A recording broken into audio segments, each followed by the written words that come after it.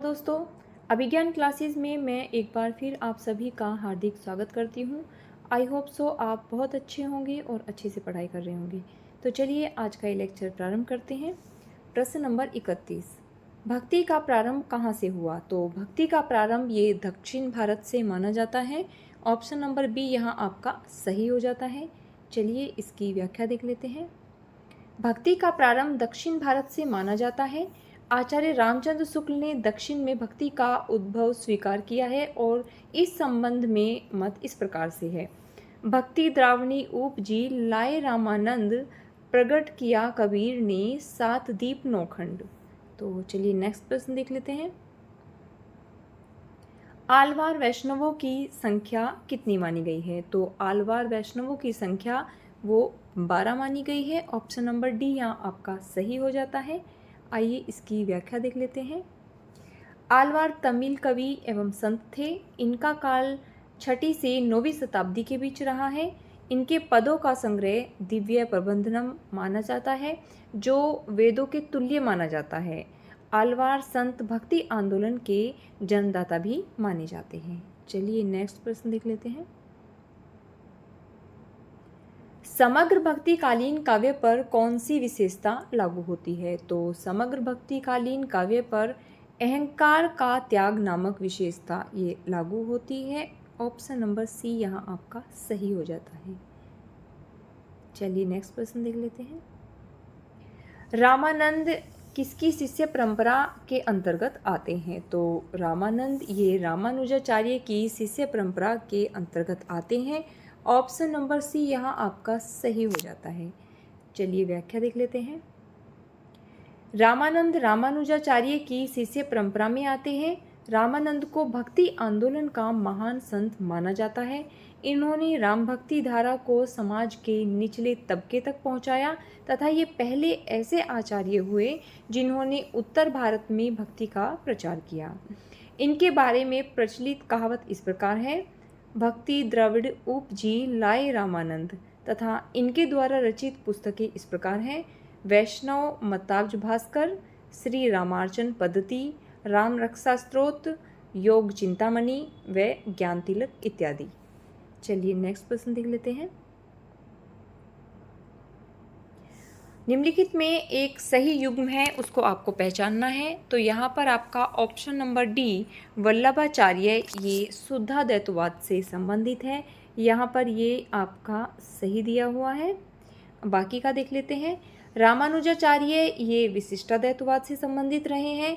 निम्बार्काचार्य ये द्वैताद्वैतवाद से संबंधित रहे हैं। तो वहीं माधवाचार्य ये द्वैतवाद से संबंधित रहे हैं। वल्लभाचार्य का दार्शनिक मत शुद्धाद्वैतवाद है। वल्लभाचार्य के द्वारा रचित ग्रंथ इस प्रकार हैं, पूर्व मीमांसा भाष्य, उत्तर मीमांसा या ब्रह्मसूत्र भाष्य जो अनुभाष्य के नाम से प्रसिद्ध है, तथा श्रीमद् भागवत की सूक्ष्म टीका तथा सुबोधनी टीका, तत्वदीप निबंध इत्यादि। चलिए नेक्स्ट प्रश्न देख लेते हैं। अद्वैतवाद के अनुसार यहाँ पे 4 ऑप्शंस दिए गए हैं। अद्वैतवाद के अनुसार जीव और ब्रह्मा इन दोनों को एक ही माना गया है। ऑप्शन नंबर ए आपका यहाँ सही हो जाता है। व्याख्या देख लेते हैं। अद्वैतवाद के अनुसार जीव और ब्रह्मा एक हैं। अद्वैतवाद दर्शन की वह धारा है जिसमें एक तत्व को ही मूल माना जाता है। वेद तथा उपनिषदों में एक पुरुष या एक ब्रह्मा का सर्वप्रथम प्रतिपादन मिलता है। वहीं अद्वैतवाद के संस्थापक शंकराचार्य रहे हैं। चलिए नेक्स्ट प्रश्न देख लेते हैं।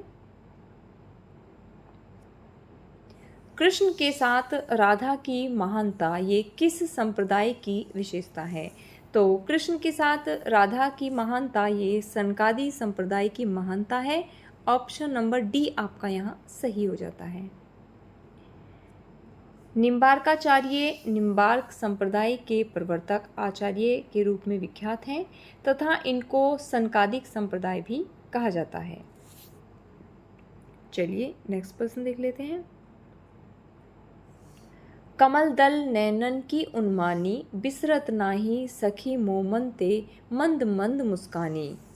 यहाँ यह पदचरण किसकी रचना है? तो ये रहीमदास की रचना है। ऑप्शन नंबर बी यहाँ आपका सही हो जाता है। रहीमदास के द्वारा कुछ प्रमुख रचनाएं हैं उनकी, वो देख लेते हैं। इसमें आपकी आ जाती हैं रहीम दोहावली, बरवे नायिका भेद, मदनाष्टक, रास पंचाध्यायी तथा नगर शोभा इत्यादि। यहाँ पर एक कूट दिया गया है, इसको सही सुमेलित करना है। विशिष्टाद्वैतवाद ये रामानुजाचार्य से संबंधित है, मैंने अभी ऊपर बताया आप लोगों को। द्वैतवाद ये मध्वाचार्य, शुद्धाद्वैतवाद ये विष्णु स्वामी और द्वैताद्वैतवाद ये निम्बार्काचार्य से संबंधित है।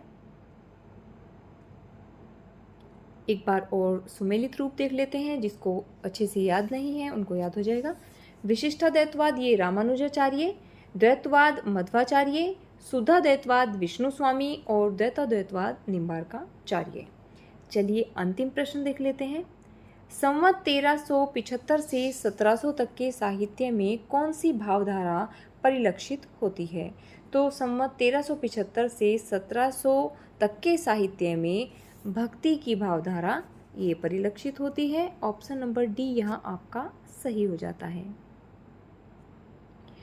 इस काल में भक्ति अपने चरमोत्कर्ष पर थी।